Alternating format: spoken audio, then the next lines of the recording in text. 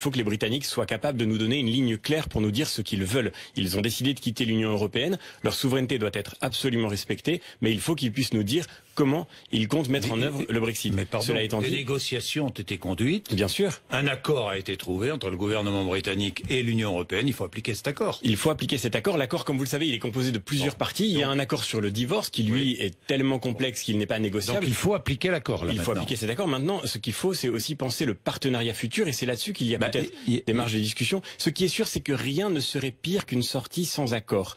Rien ne serait pire qu'une sortie sans accord. Et aujourd'hui, nous n'y sommes pas prêts. Si nous sortons sans un accord, c'est 50% de la pêche française qui risque de rester à quai. Si nous sortons sans accord, ce sont des équilibres très importants pour notre agriculture qui risquent d'être profondément perturbés. Et aujourd'hui, le Royaume-Uni, c'est l'un des grands partenaires commerciaux de la France. C'est l'un des seuls partenaires commerciaux avec lequel nous réalisons un excédent. Je crois qu'on ne peut pas se payer le luxe d'avoir des discours martiaux sur le fait qu'il faut que le Royaume-Uni sorte le plus vite possible, y compris sans accord.